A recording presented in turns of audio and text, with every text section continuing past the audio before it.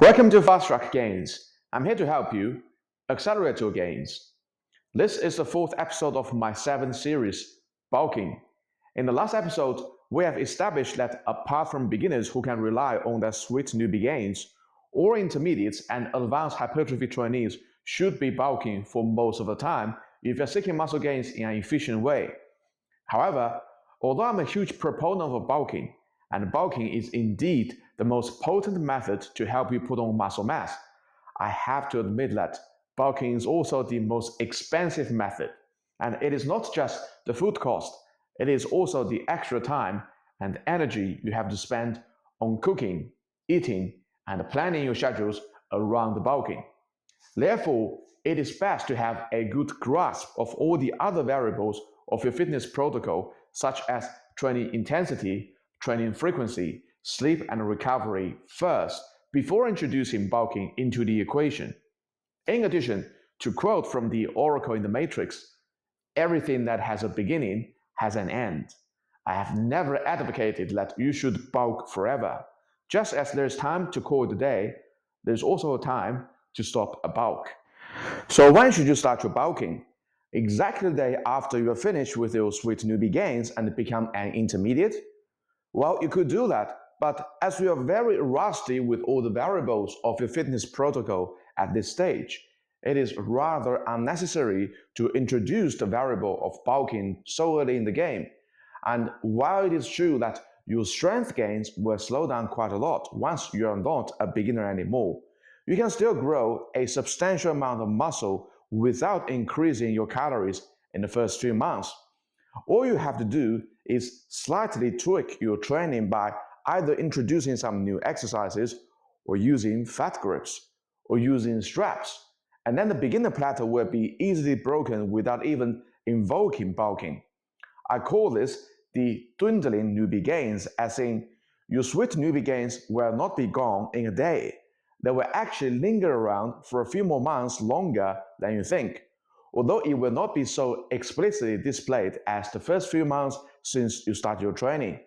In my case, I did not go on a bulk until 8 months into intermediate phase training and still managed to gain 4 kilos of muscle. Therefore, from my personal experience, it is best that you milk out the dwindling newbie gains and play around the other variables before turning to bulking. However, once you are well into your intermediate training and hit another plateau, now it is perfect time for you to start your bulking for below 3 reasons. Number 1, on average, you have more than 1 year of training experience under your belt. You have a rough idea of all the other variables of your fitness protocol, and you have been adjusting and optimizing them for quite some time. Introducing bulking now will cause much less disruption than if done earlier. Number 2, your body is now fairly familiar with your training stimulus after more than 1 year of training. It will stop taking it as an emergency signal and will not use stored body fat to fuel the muscle growth, which means you need to find calories from somewhere else to fuel your muscle growth. Number 3, intermediate training is the most grueling phase out of all phases. As I mentioned in my previous training split series, as an intermediate, you need to increase your training intensity by adding more weight on the bar. You need to increase your training economy by covering more muscles in every session. And you need to increase your training frequency as long as your recovery can catch up. And without extra calories, how are you going to keep pushing yourself day in, day out to grind through your intermediate phase? That's why not only you have to bulk during your intermediate phase, I would strongly suggest that you apply a long-term sustainable bulk to your whole remaining intermediate phase, because that was the strategy I deployed myself.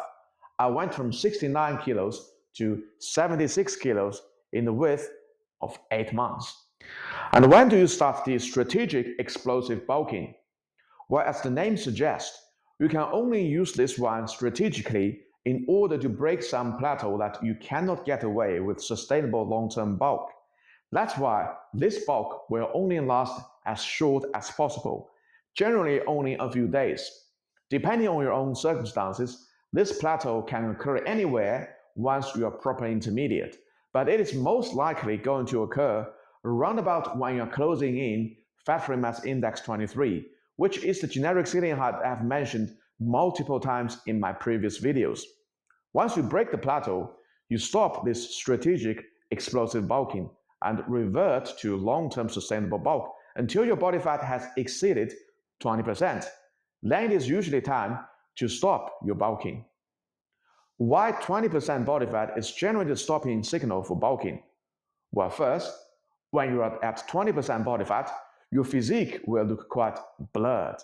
Now, don't get me wrong, I'm not calling you fat because 20% body fat may still be considered as normal or even relatively lean on the whole population level.